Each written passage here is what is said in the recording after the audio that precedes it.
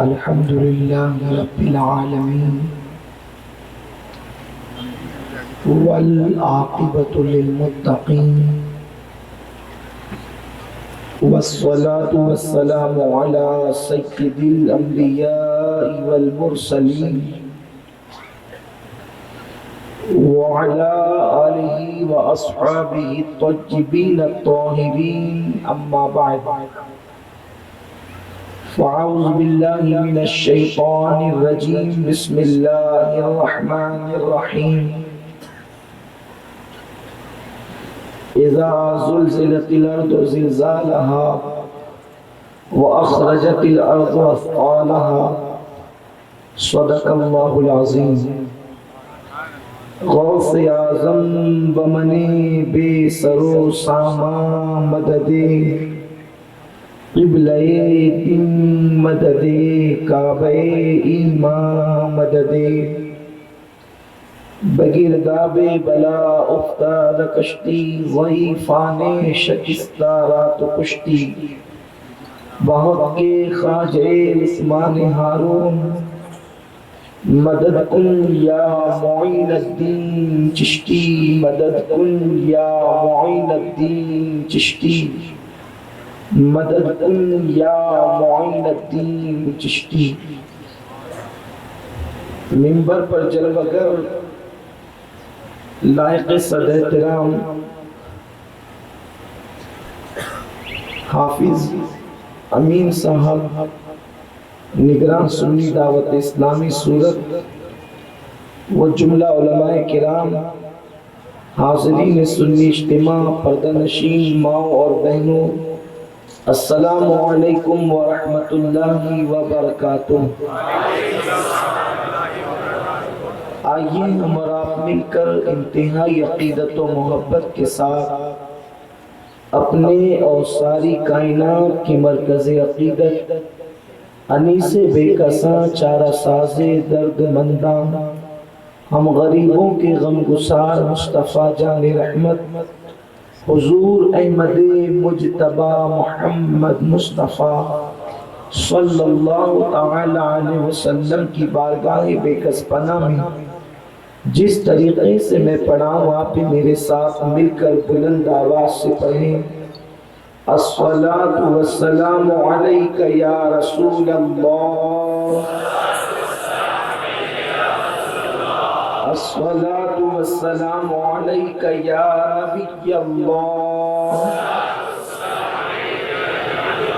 الصلاة والسلام علیک یا حبیب اللہ وعلى آلك وأصحابك يا نور الله صلى الله تعالى عليك وسلم۔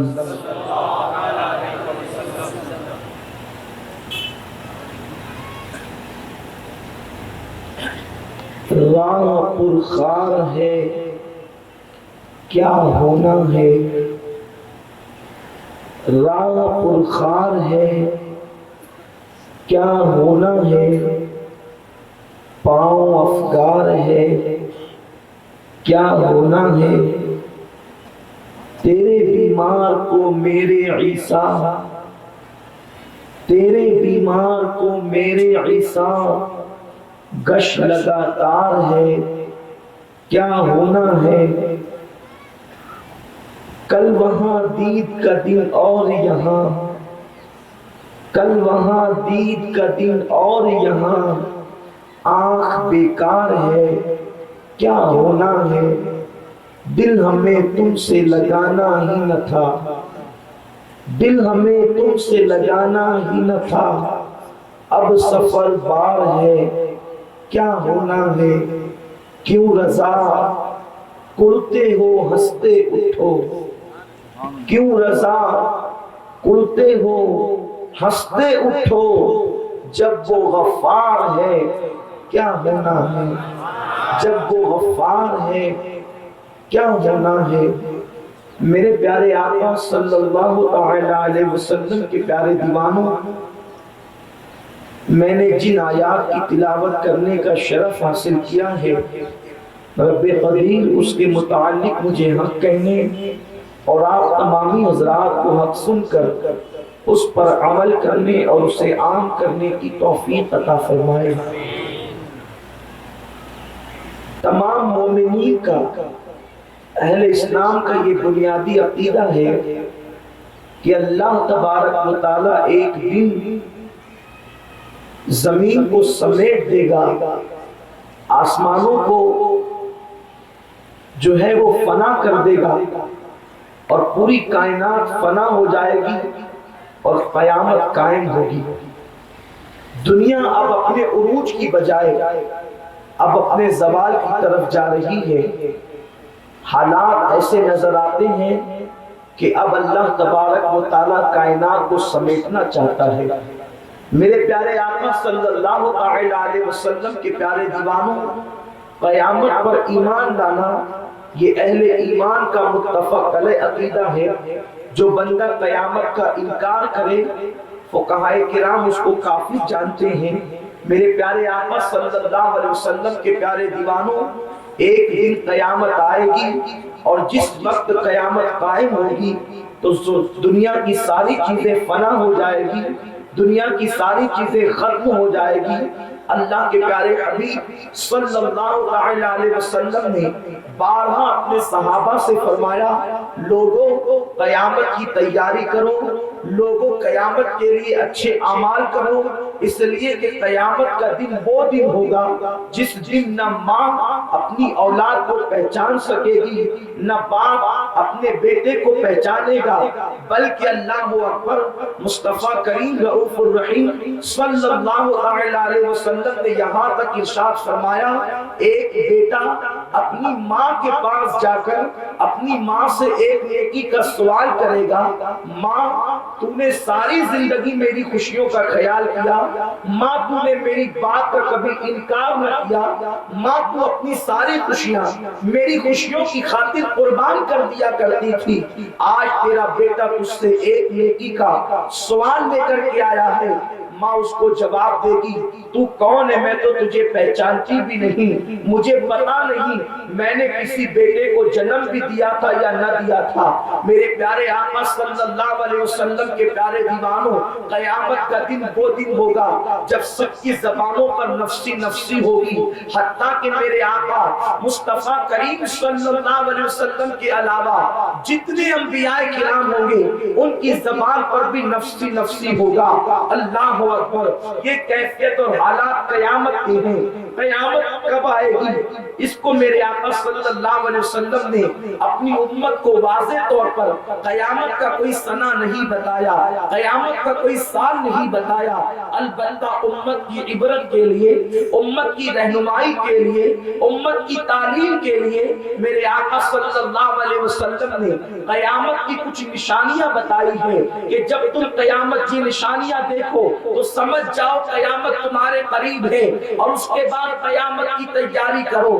میرے آقا صلی اللہ علیہ وسلم کی احادیث میں کہیں پر قیامت کی 7 نشانیاں ہیں، کہیں پر قیامت کی 10 نشانیاں ہیں، کہیں پر قیامت کی 30 نشانیاں ہیں، کہیں پر قیامت کی 70 نشانیاں ہیں، غرض کے چھوٹی بڑی نشانیاں مختلف احادیث کے اندر آقا کریم صلی اللہ علیہ وسلم نے بیان کیا۔ آج میں آپ کے سامنے قیامت کی نشانیوں کے حوالے سے کچھ معروضات مختلف احادیث کے حوالے سے پیش کرنے کی سعادت حاصل کروں گا تاکہ ہم اور آپ دیکھیں اور ماحول کا جائزہ لیں اور اس کے بعد پھر غور کریں کہ قیامت کتنی قریب ہے اور ہمیں قیامت کی تیاری کرنا چاہیے۔ ایک بات تو کہنے والوں نے کہا ہے کہ قیامت جب آئے گی ضرور آئے گی، لیکن ہر انسان کی قیامت اسی دن آ جاتی ہے جس دن اس کی موت واقع ہوتی ہے، اس لیے کہ جس دن انسان کی روح کا رشتہ اس کے جسم سے ٹوٹ جاتا ہے انسان اس کے بعد پھر قیامت کی تیاری نہیں کر سکتا۔ اس لیے جب تک اللہ نے زندگی دی ہے قیامت کی تیاری کر لو، اس دن کی تیاری کرو جس دن باپ بیٹے کے کام نہیں آئے گا، ماں بیٹے کے کام نہیں آئے گی، دوست دوستوں کا دشمن بن جائے گا۔ اللہ رب رب العزت ارشاد فرماتا ہے الاخلاء یومئذ بعضهم لبعض عدو، کہ جتنے تمہارے دوست ہیں جو تمہیں گناہوں کی طرف لے جاتے ہیں یہ سب کے سب تمہارے دشمن بن جائیں گے۔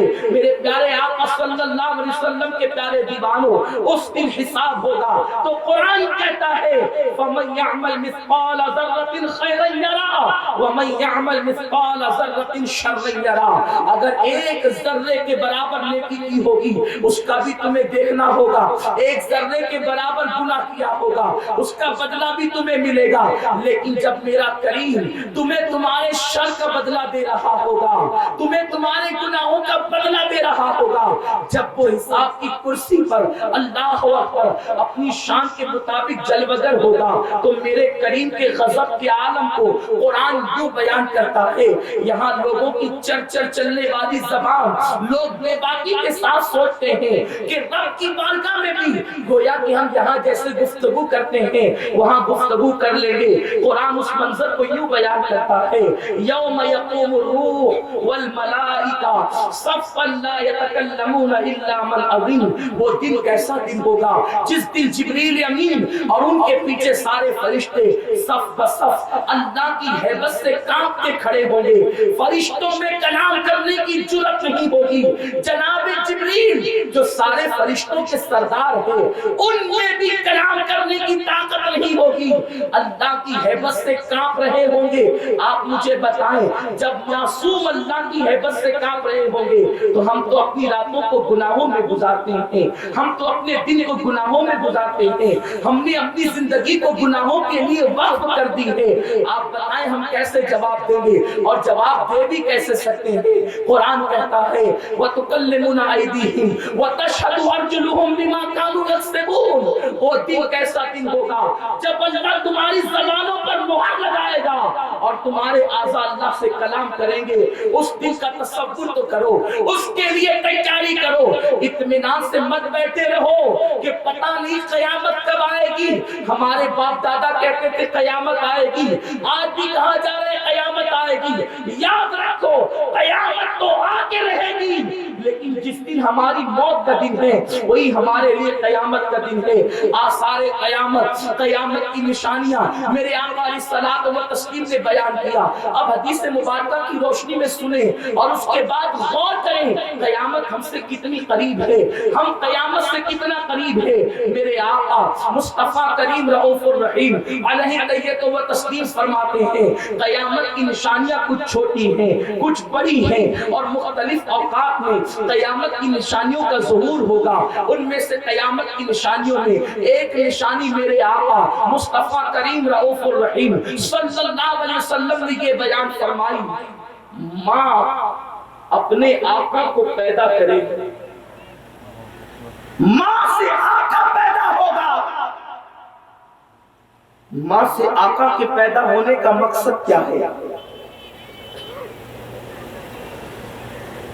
محدثین ارشاد فرماتے ہیں ماؤں کو ایسی اولاد پیدا ہوگی جو اپنی ماؤں کے ساتھ ایسا سلوک کرے گی جیسا آقا اپنے غلام اور کنیز کے ساتھ سلوک کرتا ہے۔ ماں باپ بغیر مشورے کے کوئی قدم نہیں اٹھا سکتے۔ آج کا ماحول آپ دیکھیں، اگر باپ زندگی بھر کما کر ترقی پر لے گیا اور آج وہی کاروبار بیٹے کے ہاتھ میں ہے اور باپ کو اگر کوئی کہہ دے کہ آپ مدرسے میں چندہ دے دے یا آپ یہ کام کر دے تو باپ کہتا ہے میں پہلے اپنے بیٹے سے مشورہ کروں گا اس کے بعد تمہیں جواب دوں گا۔ ماں کہتی ہے میں پہلے اپنے بیٹے سے مشورہ کروں گی اس کے بعد جواب دوں گی۔ میں مشورے کا مخالف نہیں، مشورہ کرنا اچھی بات ہے، لیکن مشورہ ماں باپ شفقت کی بنیاد پر نہیں کر رہے ہیں، یہاں اولاد کے شر سے بچنے کی بنیاد پر کر رہے ہیں، اس لیے کہ کہ اگر میں نے اولاد کے مشورے کے بغیر مدرسے میں چندہ دے دیا، کسی غریب کی مدد کر دی یا کوئی فیصلہ کر لیا تو میری اولاد مجھے ڈانٹے گی، مجھ پہ گھر میں پریشر ڈالا جائے گا، مجھے ذلیل کیا جائے گا، مجھے رسوا کیا جائے گا۔ آج اولاد نے اپنے ماں باپ کو غلام بنا لیا ہے، ماں باپ خود سے کوئی فیصلہ نہیں کر پاتے، ماں باپ کوئی قدم اٹھا نہیں پاتے۔ لیکن آؤ اللہ اکبر، مسلمانوں کے اندر والدین کے حقوق کو میرے آقا علیہ السلام نے کس طرح بیان کیا۔ حضور سیدی اعلیٰ حضرت امام اہل سنت محدث بریلوی رحمت اللہ تعالی علیہ ارشاد فرماتے ہیں، ماں باپ کے آداب میں سے ایک ادب یہ ہے، جب تم ماں باپ سے گفتگو کرنا چاہو تو ڈائریکٹ تم گفتگو نہیں کر سکتے۔ ماں باپ کا ادب یہ ہے کہ پہلے تم اپنے والدین سے اجازت دو، اور اجازت لینے کے بعد پہلے یہ پوچھو کیا میں تم سے گفتگو کر سکتا ہوں، کیا میں تم سے بات کر سکتا ہوں۔ اگر ماں باپ اجازت دے تب ان سے تم گفتگو کرو، لیکن گفتگو کرو تو بھی کیسی گفتگو کرو؟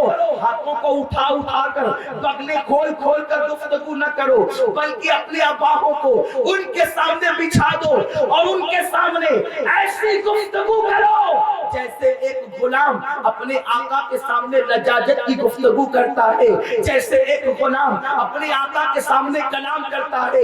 میں تم سے پوچھنا چاہتا ہوں، حاجیوں کو دیکھو، نمازیوں کو دیکھو، صدقہ و خیرات کرنے والوں کو دیکھو، اتنا ماشاءاللہ مجھے آپ پر شک نہیں، کتنے وہ لوگ ہیں جو ماں باپ کے ساتھ اس طرح کی گفتگو کرتے ہیں، کتنے وہ لوگ ہیں جو والدین کے ساتھ گفتگو کرتے ہیں۔ میرے پیارے آقا صلی اللہ علیہ وسلم کے پیارے دیوانوں، جیسا لہجہ دوسروں کے ساتھ ہوتا ہے ویسا ہی لہجہ والدین کے ساتھ ہوتا ہے۔ یہ آثار قیامت میں سے ایک اثر ہے، یہ قیامت کی نشانیوں میں سے ایک نشانی ہے۔ میرے پیارے آقا علیہ الصلوۃ والتسلیم کے پیارے دیوانوں، ماں اپنے آقا کو پیدا کرے گی، ماں اپنے آقا کو چلے گی۔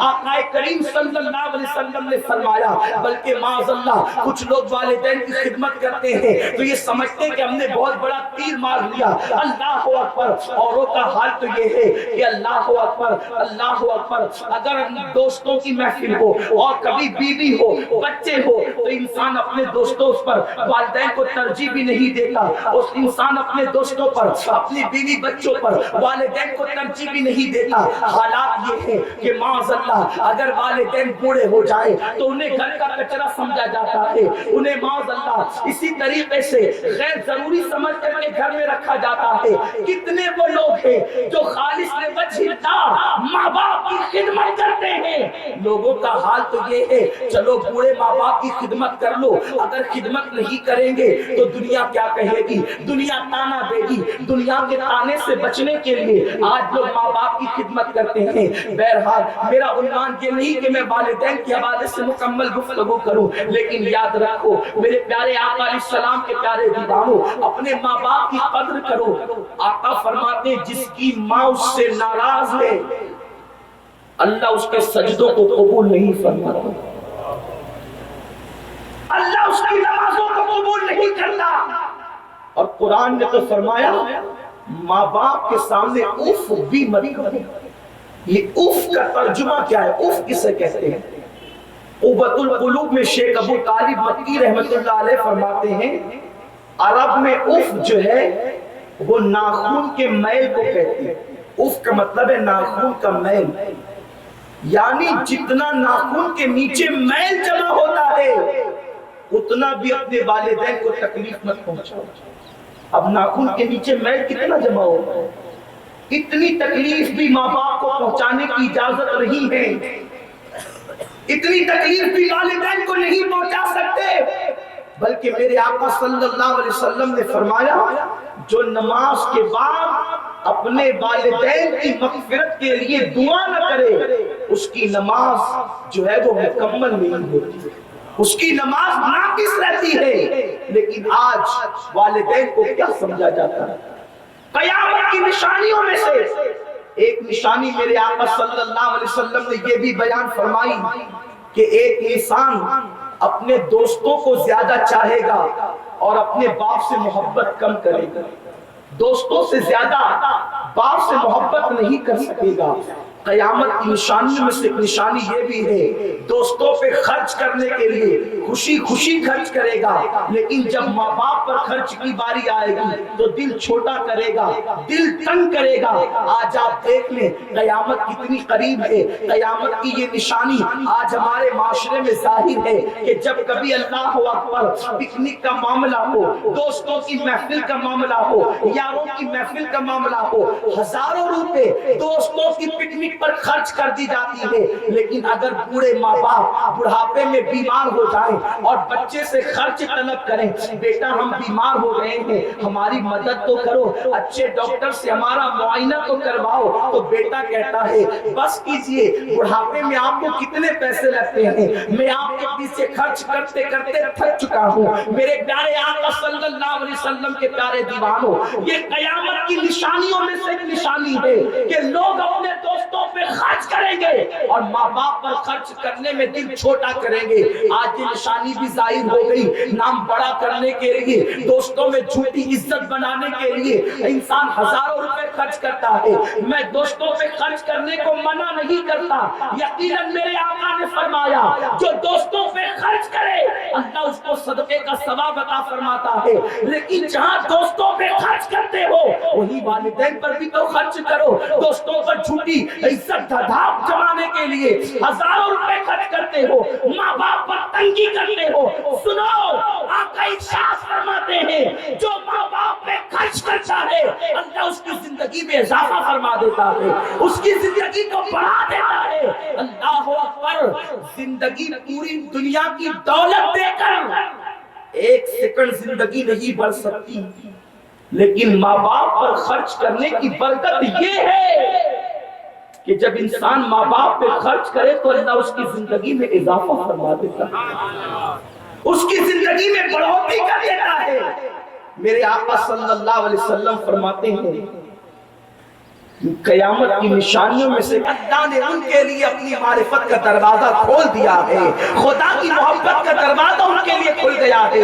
اس لیے میرے پیارے آقا صلی اللہ علیہ وسلم کے پیارے دیوانوں، دوستی کرو تو ذاتی مفاد کے لیے نہ کرو، دوستی کرو تو ذاتی فائدے کے لیے نہ کرو، دوستی کرو تو اللہ کے لیے کرو، رب تبارک و تعالیٰ کے لیے کرو۔ اس لیے کہ میرے آقا نے ارشاد فرمایا من احب للہ وابغض للہ واعطى للہ ومنع للہ فقد استکمل الایمان، جو اللہ کے لیے محبت کرے، اللہ کے لیے دشمنی کرے، اللہ کے لیے دے، اللہ کے لیے روک لے، اس کا ایمان اللہ مکمل فرما دیتا ہے، اس کا ایمان مکمل ہو جاتا ہے۔ میرے پیارے آقا صلی اللہ علیہ وسلم کے پیارے دیوانوں، آقا ارشاد فرماتے ہیں قیامت کی نشانیوں میں سے ایک نشانی یہ بھی ہے کہ لوگ زکوٰۃ کو تاوان سمجھنے لگے، زکوٰۃ تاوان سمجھی جائے گی۔ آج لوگ زکوٰۃ کو تاوان سمجھ رہے کہ نہیں سمجھ رہے؟ اگر علماء سے فتویٰ پوچھ لیا، مسئلہ پوچھ لیا کہ زمین پر زکوٰۃ ہے کہ نہیں ہے، اور لوگ غلط مسئلہ بول دیتے ہیں کہ ٹھیک ہے زمین پہ زکوٰۃ نہیں ہے، تو لوگ رمضان شریف آنے سے پہلے زمین اور پلاٹ خرید کر کے رکھ دیتے ہیں۔ بہت سے علاقوں میں دیکھا گیا، اور جب رمضان شریف چلا جاتا ہے تو پھر پلاٹ بیچ دیتے ہیں۔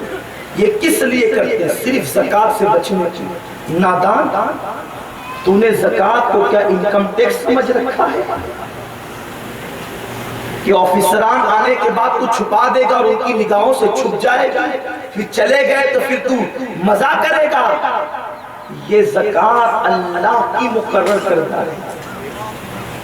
تو کس نیت سے پلاٹ خرید رہا ہے تیرا رب تیری نیت کو جانتا ہے، تو کس نیت سے زمین خرید رہا ہے اللہ تیری نیت کو جانتا ہے۔ اگر تو نے خوشی سے زکوٰۃ نہ نکالی تو اللہ کو نکال دے گا، پھر بیماریوں میں پیسہ بھرو گے، پیسہ چوری ہوگا، پیسوں کو آگ لگے گی، بیوپاری پیسہ لے کر بھاگیں گے۔ میرے آقا نے اسی لیے تو فرمایا زکوٰۃ دو اور اپنے مال کو اللہ کے قلعے میں محفوظ کر لو۔ جو لوگ خوشی کے ساتھ زکوٰۃ دیتے ہیں وہ گویا کہ اپنے مال کو اللہ کے قلعے میں محفوظ کر لیتے ہیں۔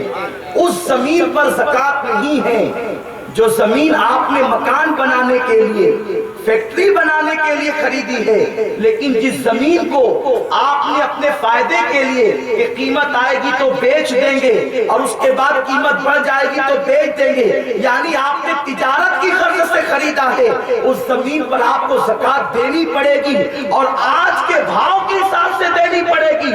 اس لیے زکوٰۃ سے جی مت چراؤ میرے پیارے آقا علیہ السلام کے پیارے دیوانوں۔ آج مسلمانوں کا مال جو کبھی بیوپاری لے کر بھاگ جاتا ہے، کبھی کوئی ڈبا دیتا ہے، کبھی چوری ہو جاتا ہے، کبھی آگ لگا دیا جاتا ہے، کبھی دکانیں جلا دی جاتی ہے، اس کی وجہ یہ ہے کہ مکمل زکوٰۃ ادا نہیں کرتے۔ جو لوگ مکمل زکوٰۃ ادا کر لیتے ہیں، آقا علیہ السلام نے خود ضمانت عطا فرمائی، جو زکوٰۃ مکمل طور پہ دیں گے ان کے مال کو آگ نہیں لگائی جا سکتی، ان کا مال چوری نہیں کیا جا سکتا، ان کا مال پانی میں تلف نہیں ہو سکتا، ان کا مال جو ہے وہ کوئی لے کر کے گبن نہیں کر سکتا۔ آج قوم مسلم کا مال جو مارکیٹ میں ضائع ہو رہا ہے وہ زکوٰۃ نہ دینے کی وجہ سے، اس لیے پوری زکوٰۃ نکال دیا کرو اور مکمل دیانت داری کے ساتھ نکالا کرو۔ ارے تھوڑی سی زیادہ نکال دیا کرو، کیونکہ نادانو مجھے بتاؤ تو صحیح، تمہیں زکوٰۃ دینے والا بنایا کس نے؟ اگر اللہ زکوٰۃ دینے والا نہ بناتا اور کسی سیٹ کے گھر پر بھیک مانگنے والا بناتا تو تم کیا کر لیتے؟ لیکن زکوٰۃ دو تو صحیح۔ ایک مرتبہ ایک بہت بڑے کاروباری سے میری ملاقات ہوئی تو ان سے گفتگو ہوئی، میں نے ان سے کہا، انہوں نے پریشانی کہا کہ میری یہ پریشانی ہے اور لوگوں کی طرف پیسے باقی دیتے نہیں، کوئی تعویذ دیجیے۔ میں نے کہا کہ شاید آپ زکوٰۃ صحیح طور پہ ادا نہیں کرتے۔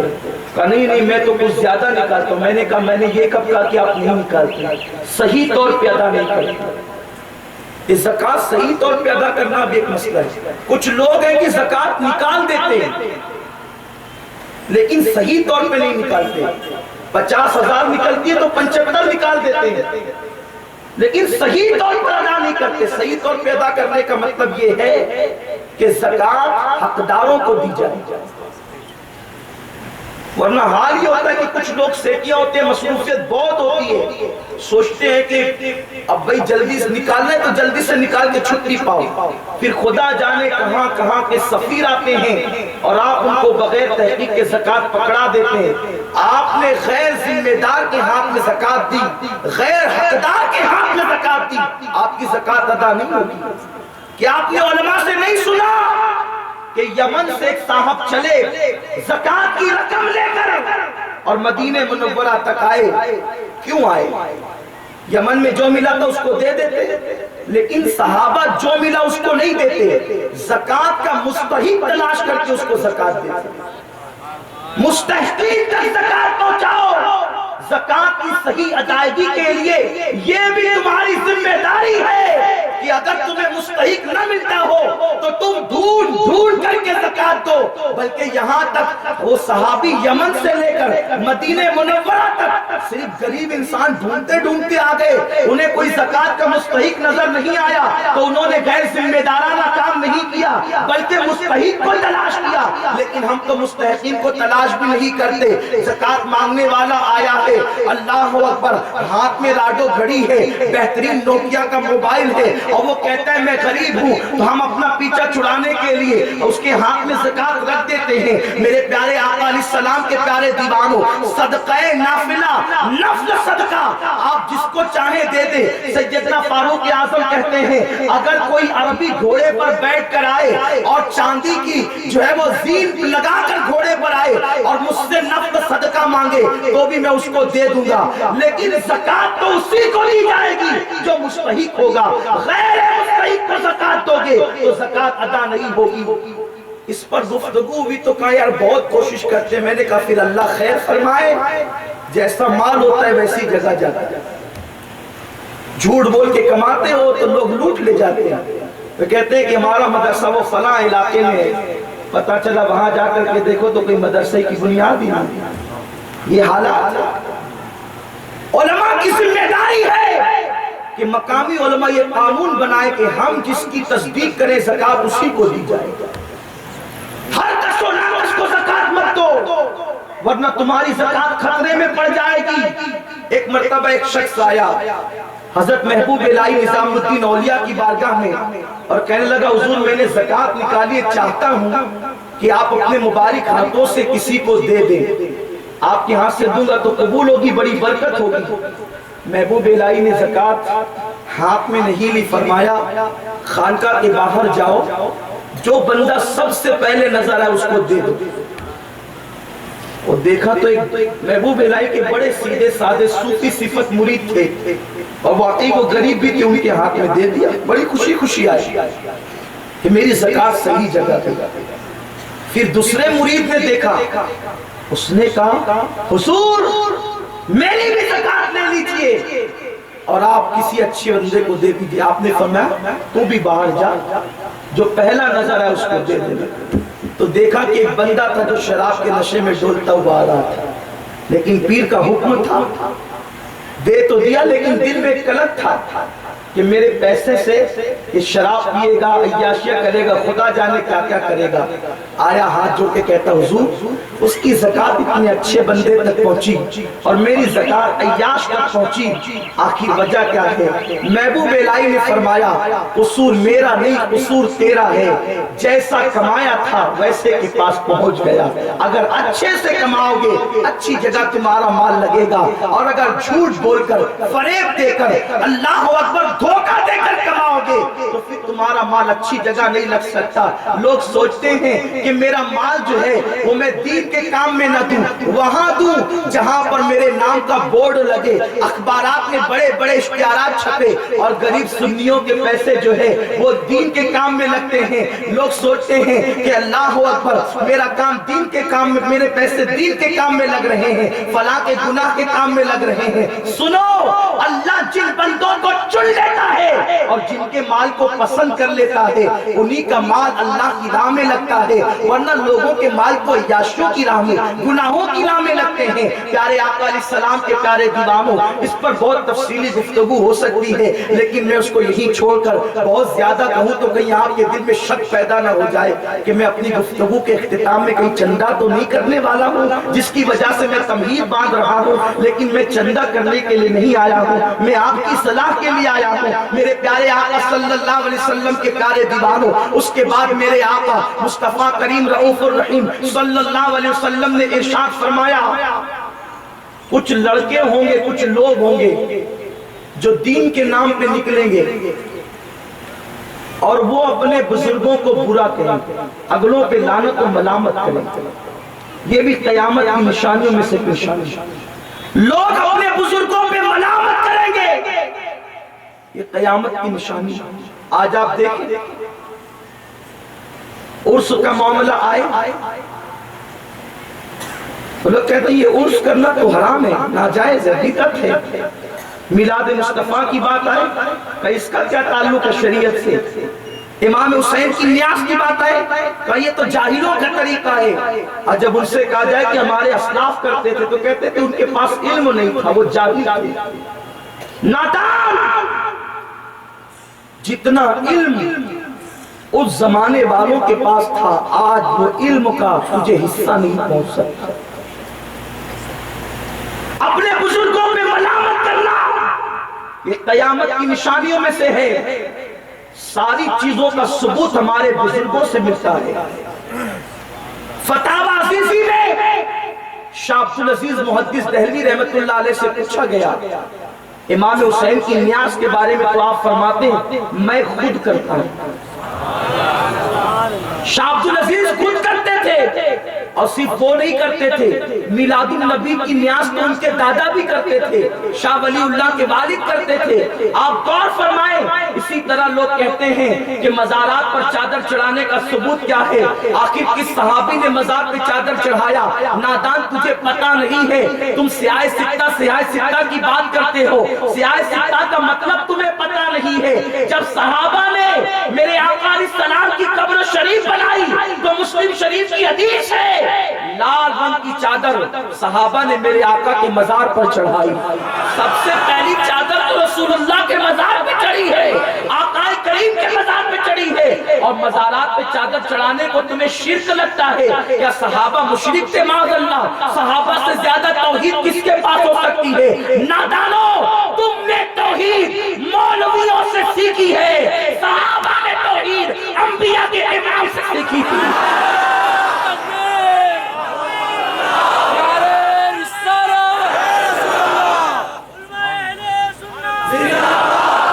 یہ 14ویں صدی کے بگڑے ملا کی توحید، یہ شیطانی توحید ہے۔ شیطانی توحید یہ ہے، اللہ میں تجھے مانوں گا، کسی کو نہیں مانوں گا، یہی تو شیطان نے کہا تھا۔ اور جبریل کی توحید یہ ہے، اللہ تجھے بھی مانوں گا اور جو تیرے محبوب ہوں گے ان کو بھی مانوں گا۔ اسی لیے فرشتوں کا سردار تھا، شیطان بنا دیا گیا، فرشتوں کا استاد تھا، شیطان بنا دیا گیا، اور جبریل کو اللہ نے اس توحید کے صدقے میں فرشتوں کا سردار بنا دیا۔ تو جبریلی توحید پر چلو، نعرہ رسالت، جبریلی توحید پر چلو، ابلیسی توحید پر مت چلو۔ ابلیسی توحید یہ صرف اللہ ہی اللہ، اور جبریل کی توحید یہ ہے، اللہ نے جس کو محبوب بنا لیا وہاں بھی گردن خم کر دے گا، وہاں بھی سر جھکا دیں گے۔ تو یہ قیامت کی نشانی ہے کہ اپنے بزرگوں پہ ملامت کی جائے گی، بزرگوں کو برا کہا جائے گا۔ اللہ اکبر، اپنے ملا کی بات آئے تو بڑے بڑے القابات سے پکارا جاتا ہے، اور سرکار غوث الاعظم کی بات آئے تو شیخ عبد القادر جیلانی کہہ کے گزر جاتے ہیں، حضرت معین الدین اجمیری کہہ کے گزر جاتے ہیں، حضرت حسن کہہ کے گزر جاتے ہیں، حضرت حسین کہہ کے گزر جاتے ہیں۔ اپنے مولوی کی بات آئے تو 4 سے 70 میں جب تک القابات نہیں کہے اس وقت تک دل کو ٹھنڈک نہ پہنچے، لیکن اللہ اکبر جب امام حسن کی بات آئے تو حضرت حسن کہہ کے گزرتے ہیں، حضرت حسین کہہ کے گزرتے ہیں۔ نادان، جو تیرا مولوی کہلانے کے قابل ہوا ہے وہ امام حسین کی جوتیوں کا صدقہ ہے۔ اگر وہ قربانی نہ دیتے تو خدا جانے دین کیا ہوتا۔ کم سے کم نام نہاد ہی صحیح دیندار تو ہو، کلمہ پڑھنے والے دل سے نہ صحیح، نام نہاد ہی ہو لیکن ہو تو صحیح۔ نجدیو، اور تم پر میرے آقا کی عنایت نہ صحیح، نجدیو کلمہ پڑھانے کا بھی احسان کرا۔ تو یہ بزرگوں پہ جو ملامت ہوگی یہ قیامت کی نشانیوں میں سے نشانی۔ اس کے بعد میرے آقا علیہ الصلوۃ والتسلیم فرماتے ہیں ایک فرقہ نکلے گا جو ایسی نمازیں پڑھیں گے قریب قیامت کہ تم ان کی نمازوں کو دیکھ کر اپنی نمازوں کو حقیر سمجھو گے، اور وہ ضرورت سے زیادہ اونچا پاجامہ پہنیں گے۔ یہ حدیث پاک ہے، میرے آقا نے آئینہ دکھایا ہے۔ لوگ ہم سے کہتے ہیں یار یہ سنی علماء جو ہے وہ ٹکنے کے نیچے پیجامہ پہنتے ہیں اور ٹکنے کے اوپر پہننا چاہیے۔ میں کہتا ہوں کہ ٹکنے کے اوپر بالکل پہننا چاہیے، یہ سنت ہے، لیکن پنڈلی تو دکھا کر بے شرمی نہیں کرنا چاہیے، کیونکہ میرے آقا نے کبھی اپنی پنڈلی نہیں دکھائی، بلکہ حدیث پاک ہے پنڈلی تو اپنی جگہ ہے، حضور کے تلووں کو بھی ہر صحابی نے نہیں دیکھا۔ حضور اتنے حیا والے تھے کہ حضور کے تلوے کو بھی ہر صحابی نے نہیں دیکھا، چند مخصوص صحابہ جنہوں نے تلووں کو دیکھا۔ حدیث پاک یاد آتی ہے، ایک مرتبہ میرے آقا علیہ السلام اپنے بستر پہ لیٹے تھے اور میرے آقا کی لنگی شریف اتنی اوپر تھی کہ پنڈلی نظر آ رہی تھی، پنڈلی شریف نظر آ رہی تھی۔ صدیق اکبر اجازت لے کے بیٹھ کے حضور ویسے ہی لیٹے رہے، فاروق اعظم اجازت لے کر بیٹھ کے آقا ویسے ہی لیٹے رہے۔ جب عثمان غنی آئے اجازت لینی چاہیے تو آقا اٹھ کے بیٹھ گئے، پنڈلی پہ کپڑا ڈال لیا، پنڈلیوں پہ کپڑا ڈال لیا، اور وہ آئے گفتگو بھی سب چلے گئے۔ تو آقا سے سیدہ عائشہ نے پوچھا آقا میرے باپ آئے آپ اسی طرح لیٹے رہے، حضرت عمر آئے اسی طرح لیٹے رہے، لیکن جب عثمان غنی آئے تو آپ اٹھ کر بیٹھ گئے، پنڈلیوں پہ کپڑا ڈال لیا۔ آقا فرماتے ہیں عائشہ میں اس سے حیا نہ کروں جس سے اللہ کے فرشتے بھی حیا کرتے ہیں۔ حضور علیہ السلام عثمان غنی کی آمد پر پنڈلی چھپا رہے ہیں اور تم آدھی پنڈلی تک کے، خدا ایسا لگتا ہے جیسے لنگی بھی چیخ چیخ کر پاجامہ بھی چیخ کر کہہ رہا ہے کہ خدا میں کس کے بدن پر آ گیا، یہ تو میری قدر ہی نہیں کرتا۔ میرے پیارے آقا صلی اللہ علیہ وسلم کے پیارے دیوانوں، تو آقا کریم صلی اللہ علیہ وسلم نے فرمایا لوگ ضرورت سے زیادہ اونچا پاجامہ پہنیں گے، قریب قیامت کی نشانیوں میں سے ہے۔ آقا فرماتے ہیں اور ایسی ایسی گفتگو تمہارے درمیان آ کر کے کریں گے جو نہ تم نے سنی ہوگی نہ تمہارے باپ داداؤں نے سنی ہوگی۔ یہ قیامت کی نشانیوں میں سے ایک نشانی ہے، مجھے بتاؤ یہ جو باتیں آ کر کرتے ہیں کیا کبھی ہم نے ہمارے باپ داداؤں نے سنی؟ یہ کہتے ہیں حضور کو پیٹھ کے پیچھے کا علم نہیں۔ کس محدث نے لکھا، کس مفکر نے کہا، کس ولی کا یہ عقیدہ ہے؟ حضور مر کر مٹی میں مل گئے، معاذ اللہ۔ کس صحابی کا عقیدہ ہے؟ ہم سے پوچھتے ہیں حضور علیہ السلام حیات ہے، کس صحابی کا عقیدہ ہے؟ نادان ہم چیلنج کرتے ہیں، کوئی ایک صحابی کا عقیدہ بتا دے جس نے یہ کہا ہو کہ حضور مر کر مٹی میں مل گئے۔ نادان، ہر صحابی کا عقیدہ ہے کہ اللہ کے رسول اپنی قبر میں زندہ ہے، اور صرف زندہ ہی نہیں ہے، ایسے زندہ ہیں کہ حضور بند دروازے کو بھی کھول سکتے ہیں، مدد بھی کر سکتے ہیں۔ اسی لیے تو حضرت علامہ جلال الدین سیوطی رحمت اللہ علیہ نے لکھا ہے جب صدیق اکبر کا وصال ہوا یا وصال کا وقت قریب آیا، یہ کون ہے؟ یہ صرف صحابی نہیں ہے، سن لیں، یہ سارے صحابہ کے سردار ہیں، یہ صحابہ کے امام ہیں، یہ صحابہ کے مقتدی ہیں، اور صدیق اس صحابی کا نام ہے جس کی صحابیت قرآن سے ثابت ہے۔ اتنے مضبوط ترین صحابی جب دنیا سے جانے لگے تو کہتے ہیں کہ جب میرا انتقال ہو جائے جنازے کی نماز پڑھ لینا تو مجھے لے کر حضور کے روضے پر پہنچنا اور آقا سے کہنا آقا جو زندگی بھر ساتھ رہا وہ آج آپ کے قدموں میں دفن ہونے کی اجازت چاہتا ہے۔ اگر حضور اجازت دے دیں، توجہ فرمائیں، حضور اجازت دے دیں تو مجھے حضور کے قدموں میں دفن کرنا، اور اگر حضور اجازت نہ دے تو پھر مجھے مسلمانوں کے قبرستان میں دفن کر دینا۔ میں آپ سے پوچھنا چاہتا ہوں کیا اس وقت حضور اپنے حجرے میں بیٹھے ہوئے تھے جو اجازت کی بات ہو رہی تھی؟ نہیں، آقا کے وصال کو 2 سال 6 مہینے گزر چکے، یعنی 2.5 سال کا عرصہ بیت چکا تھا۔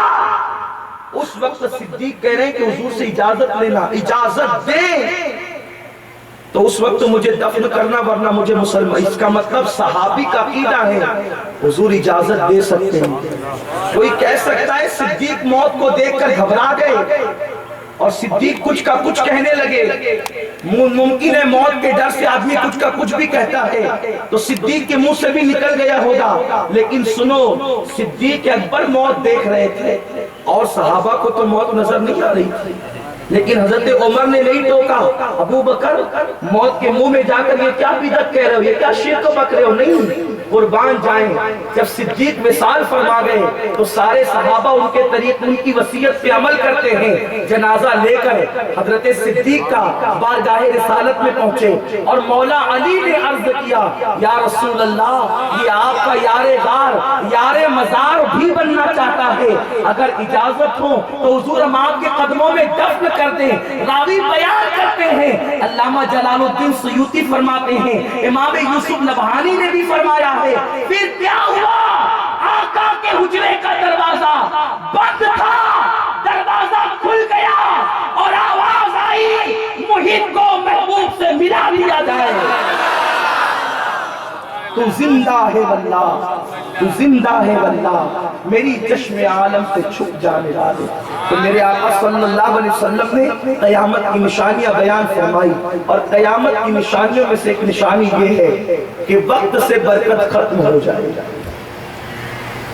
وقت میں برکت نہیں رہے گی، سال مہینوں کی طرح گزریں گے، مہینے ہفتوں کی طرح گزریں گے، اور ہفتے دنوں کی طرح گزریں گے۔ میرے پیارے آقا صلی اللہ علیہ وسلم کے پیارے دیوانوں، قیامت کی ایک نشانی یہ بھی ہے، آقا فرماتے ہیں قریب قیامت دجال نکلے گا۔ دجال پر گفتگو انشاءاللہ کسی موقع پہ ہوگی۔ قریب قیامت آقا فرماتے ہیں ایک جانور نکلے گا جس کا نام دابت الارض ہوگا، اور اس کے ہاتھ میں حضرت موسیٰ علیہ السلام کا عصا ہوگا، اور اس کے ہاتھ میں حضرت سلیمان علیہ السلام کی انگوٹھی ہوگی۔ تو جس وقت وہ کافروں کو دیکھے گا تو حضرت سلیمان علیہ السلام کی انگوٹھی سے پیشانی پر نشان لگا دے گا، کالا نشان، کہ یہ کافر ہے، منافق ہے۔ اور مومن کو دیکھے گا تو مومن کے ہاتھوں پر ایک نورانی نشان لگا دے گا کہ وہ جانور ہے۔ وہ جانور نکلنے کے بعد خدا جانے کب نکلے گا تو ضرور، لیکن اس کے نکلنے سے پہلے لوگوں نے جو ہے اپنی پیشانیوں کو پہلے سیاہ کر کے شاید اس کے کام کو آسان کر دیا ہے۔ یہ بھی قیامت کی نشانیوں میں سے ایک نشانی ہے۔ تفسیر ساوی میں علامہ ساوی رحمت اللہ علیہ لکھتے ہیں کہ جو بندہ سجدوں کا نشان اپنی پیشانی پر اس لیے بنائے تاکہ لوگوں کو دکھائے اور ریاکاری کرے، اس بندے کو اللہ دشمن کی حد تک برا جانتا ہے۔ یہ قیامت کی نشانیوں میں سے ایک نشانی ہے۔ میرے پیارے آقا صلی اللہ علیہ وسلم کے پیارے دیوانوں، اس لیے قیامت کی نشانیوں پہ غور کرو۔ آقا کریم صلی اللہ علیہ وسلم فرماتے ہیں قیامت کے دن حدود عرفات اور منی کے اندر ہریالی ہوگی۔ قیامت کے قریب عرفات اور منی کی حدود میں ہریالی ہوگی۔ آج آپ جا کر دیکھیں، جب صحابہ سے میرے آقا کہہ رہے تھے تو صحابہ کو تعجب تھا، حضور یہاں ہریالی کیسے ہو سکتی ہے؟ لیکن آقا نے فرمایا تو یقین کر لیا۔ جب عرفات کے میدان میں جاؤ تو دیکھو کہ وہاں پر نیم کے درخت لگے ہیں، وہاں پر پودے لگ رہے ہیں، ہریالی ہی ہریالی ہو رہی ہے۔ گویا کہ میرے آقا مصطفیٰ کریم صلی اللہ علیہ وسلم جو ہے وہ پہلے ہی ساری سروے رپورٹ پیش کر چکے، لیکن آج امت کی نگاہ اس پر نہیں ہے۔ آقا فرماتے ہیں قیامت کی نشانیوں میں سے ایک نشانی یہ ہے، عورتیں کپڑے پہن کر بھی ننگی رہے گی۔ صحابہ نے عرض کیا حضور یہ کیسے ہو سکتا ہے؟ آقا فرماتے مطلب یہ ہے اتنے پتلے اور اتنے باریک لباس پہنے گی کہ کپڑے پہننے کے بعد بھی ان کا جسم نظر آئے گا۔ اللہ اکبر! آج ایک بھائی اپنی بہن کے جسم پہ پتلے لباس دیکھ کر بھائی کو شرم نہیں آتی، بیوی کو بغیر دوپٹے کے دیکھ کر شوہر کو شرم نہیں آتی، بیٹی کو پارکوں میں بے پردہ گھومتا دیکھ کر باپ کو شرم نہیں آتی۔ گویا کہ نہ باپ منع کرنا چاہتا ہے، نہ شوہر منع کرنا چاہتا ہے، نہ بھائی منع کرنا چاہتا ہے۔ آج ماحول بالکل الٹ ہو گیا ہے۔ آج کے لوگ کہتے ہیں یہ مولوی لوگ جو ہے وہ 1400 سال پرانی باتیں کرتے ہیں، حالانکہ آج تو ترقی کا دور ہے، آج تو جو ہے وہ ٹیکنالوجی کا دور ہے، اور آج تو جدید دور ہے، آج تو نیا دور ہے۔ نادانوں سنو، دور کوئی بھی ہوگا لیکن شریعت میرے مصطفیٰ کی چلے گی، قانون میرے آقا کا چلے گا۔ اور سنو، جن نادانوں نے آقا کریم کی حدیث کو پیٹ کے پیچھے ڈالا، اس باپ سے پوچھو جس نے بیٹی کو پارکوں میں گھومتا ہوا دیکھ کر اس کو روکنے کی کوشش نہیں کی، بعد میں وہ موٹے موٹے آنسوؤں سے رونے لگا، اور اس کی بیٹی نے جس وقت اپنی عصمت کا سودا کیا تو رونے کو مزدور نہ ملے۔ آج کل کی بچیاں جو ہے معاذ اللہ بیوٹی پارلر میں جا کر کے اپنے چہرے کو بنا رہی ہے، مساج کی دکانوں پر جا کر، اور وہاں جانے کے بعد اپنے چہرے کا، اپنے جسم کا مساج کروا رہی ہے۔ وہ جوان لڑکی جس کے بارے میں شریعت کا قانون یہ ہے اگر بیٹی جوان ہو جائے تو ماں کے سامنے بھی وہ اپنے جسم کو کھول نہیں سکتی۔ جب بیٹی جوان ہو کر اپنی ماں کے سامنے جسم کو کھول نہیں سکتی تو جو لڑکیاں مساج کرتی ہے جسم کا، ان کے سامنے لڑکیاں اپنے جسم کو کھول رہی ہے۔ باپ کو پتا ہے، بھائی کو پتا ہے، شوہر کو پتا ہے، لیکن روکنے کی کوئی کوشش نہیں کی جا رہی ہے۔ اور یہی بیوٹی پارلر، یہی مساج کی دکانیں عیاشیوں کے اڈے بن رہے ہیں، یہی سے لڑکیوں کے لڑکوں کے ساتھ رابطے کرائے جاتے ہیں اور پھر زنا کے لیے راستے ہموار کیے جاتے ہیں۔ اے باپ تیری غیرت کہاں چلی گئی؟ اے بھائی تیری غیرت کہاں چلی گئی؟ اے شوہر تیری غیرت کہاں چلی گئی؟ ایک مسلمان کو تھا، اللہ اکبر، جو اپنی بیوی کو مسجد میں جاتا دیکھنا گوارا نہیں کر سکتا تھا۔ تو کیسا مسلمان ہے کہ تو اپنی بیوی کو بیوٹی پارلر میں تنہا بے فکر بھیج دیتا ہے؟ تو کیسا باپ ہے کہ دکانوں پر اور بے پردہ پارکوں میں اپنی بیوی کو تنہا بھیج دیتا ہے؟ پھر عصمتوں کا سودا نہیں ہوگا تو کیا ہوگا؟ آقا فرماتے ہیں وہ مرد دیوس ہے، دیوس، جن کے گھروں کی عورتیں بے پردہ گھومتی ہے اور وہ منع نہیں کرتے، اللہ نہ ان کی نماز نمازیں قبول کرتا ہے نہ ان کی دعائیں قبول کرتا ہے۔ حضرت فاروق اعظم نے اپنی گفتگو سمیٹ رہا ہوں، ایک خاتون تھی حضرت عاتقہ، جناب عاتقہ کو فاروق اعظم نے نکاح کا پیغام دیا۔ عاتقہ نے کہا امیر المومنین سے نکاح کا پیغام منظور ہے، لیکن امیر المومنین عورتوں کو مسجد میں جانے سے منع کرتے ہیں، لیکن مجھے شوق ہے کہ میں 5 وقت مسجد میں پڑھوں، حتیٰ کہ تہجد بھی میں مسجد میں پڑھنا چاہتی ہوں۔ جب وہ میرے شوہر ہو جائیں گے تو ان کی بات پر عمل کرنا میرے لیے ضروری ہوگا، اس شرط پر میں ان کے ساتھ نکاح کروں گی کہ وہ مجھے مسجد میں جانے سے نہیں روکیں گے۔ حضرت فاروق اعظم نے وعدہ کر لیا میں تمہیں منع نہیں کروں گا مسجد میں جانے سے، لیکن نکاح ہو گیا۔ جب اس پر بھی لوگ کہتے ہیں کہ حضور کے زمانے میں عورتیں مسجد میں آتی تھی، آج کیوں نہیں آ سکتی؟ آقا کریم صلی اللہ علیہ وسلم کی مقدس زوجہ محبوب رب العالمین ماں عائشہ صدیقہ کے پاس عورتیں شکایت لے کر گئی کہ حضور کے زمانے میں مسجد میں آتے تھے اور آج عمر ہمیں روکتے ہیں۔ ماں عائشہ نے جواب دیا اگر آج حضور علیہ السلام بھی ظاہری حیات میں ہوتے تو آقا تم کو منع کر دیتے، کیونکہ حضور کے دور میں تم جیسی تھی تم آج ویسی نہیں ہو۔ جو تمہاری حالت دیکھتے تو حضور بھی تمہیں منع کر دیتے، جو کام عمر کر رہے ہیں وہی کام جو ہے آقا کریم صلی اللہ علیہ وسلم بھی کرتے۔ حضرت عمر کو خلق ہے، فاروق اعظم کے دل میں ایک تکلیف ہے، میں اپنی بیوی کو منع نہیں کر پا رہا، لیکن وعدہ خلافی نہیں ہونی چاہیے، کیونکہ میں نے وعدہ جو کر لیا ہے۔ ایک دن فاروق اعظم اپنے حجرے سے نکلے اور کالا کمبل سر پہ ڈالا اور ایک درخت کے نیچے چھپ گئے، اور درخت کے نیچے چھپنے کے بعد جب جناب عاتقہ تہجد کے وقت گھر سے نکلی تو اچانک جلدی سے درخت کی اوٹ سے باہر آئے اور زوردار تماچا حضرت عاتقہ کے سر پہ مارا اور پھر کمبل کے اندر درخت کے پیچھے چھپ گئے۔ اندھیرا تھا، حضرت عاتقہ نے پڑھا انا للہ و انا الیہ راجعون اور بلند آواز سے کہتی اے اللہ تیری اس بندی کو مسجد میں آنے کا بہت شوق ہے، لیکن اب فتنوں کا وقت آ گیا، اس لیے اب میں مسجد میں نہیں آ سکتی، کیونکہ مسجد میں جا کر نماز پڑھنے سے زیادہ مجھے میری حیا اور میری عزت عزیز ہے۔ یہ کہہ کر آپ نعرہ تکبیر، نعرہ تکبیر، نعرہ رسالت، محقق مسائل جدیدہ مفتی محمد نظام الدین صاحب کی بلا علماء اہل سنت، عشق و محبت، عشق و محبت، عشق و محبت، عشق و محبت، نعرہ تکبیر، نعرہ رسالت۔ ہمارے درمیان سراج الفقہاء استاذ العلماء حضرت علامہ مفتی نظام الدین صاحب کی تشریف لا چکے ہیں، اور یہ ہماری خوش نصیب ہے انشاءاللہ مغرب کی نماز کے بعد ہم حضرت کی محفل سے انشاءاللہ حضرت کے ملفوظات حسنہ سے استفادہ کرنے کی سعادت حاصل کریں گے۔ آپ تشریف رکھیں اور میں اپنی گفتگو کو چند جملوں میں مکمل کروں۔ جس وقت حضرت عاتقہ نے کہا اور گھر چلی گئی، جب گھر گئی ہے تو آپ کو پتہ نہیں چلا کہ جس نے سر پہ ہاتھ مارا وہ آپ کے شوہر ہی ہیں، حضرت عمر ہی ہیں، لیکن آپ کو جب پتہ نہیں چلا اور فاروق اعظم نے یہ تدبیر اختیار کی، جب گھر کے اندر گئی تو آپ پھر زندگی بھر کبھی گھر کے باہر نہیں نکلی، بلکہ اس وقت آپ کو گھر سے باہر نکالا گیا جب آپ کا جسم جنازے کے اندر رکھا ہوا تھا۔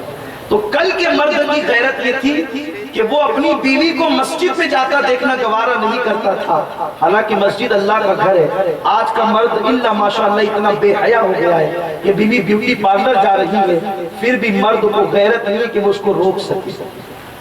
بیوی جو ہے وہ مساج کرانے کے لیے جا رہی ہے، شوق سے بھیج رہے ہیں، تو پھر حیا اور غیرت کا سودا نہیں ہوگا تو کیا ہوگا؟ میرے پیارے آقا صلی اللہ علیہ وسلم کے پیارے دیوانوں، سنی دعوت اسلامی غیرتوں کو تحفظ دینا چاہتی ہے، حیا کو تحفظ دینا چاہتی ہے، اس لیے سنی دعوت اسلامی سے وابستہ ہوں، اپنے علاقوں کے اندر تحریک کی شاخیں قائم کریں، گلی کوچوں میں نکل کر یہاں سے برکات شریعت خرید کر لے جائیں اور اپنے گھروں میں، اپنے محلوں میں، اپنی مسجدوں میں درس شروع کریں، اس لیے کہ آج وہ وقت آ گیا ہے کہ اگر ہم نے اپنے آپ کو اس کام کے لیے تیار نہیں کیا اور لوگوں کی ایمان کے تحفظ کے لیے ہم نے کمر نہ کسا تو کل میدان محشر میں مصطفیٰ کریم صلی اللہ علیہ وسلم کو کیا جواب دیں گے؟ اللہ تعالی ہم آپ کو کہنے سننے سے زیادہ عمل کی توفیق دے، ہم سب سے وہ کام لے جس سے اللہ اس کے محبوب راضی ہو جائیں۔ دوران گفتگو کوئی غلطی ہو تو اللہ معاف فرمائے، کام وہ لے لیجئے تم کو جو راضی کرے، ٹھیک ہو نام رضا، تم پہ کروڑوں درود، وما علینا الا البلاغ۔ السلام علیکم ورحمۃ اللہ۔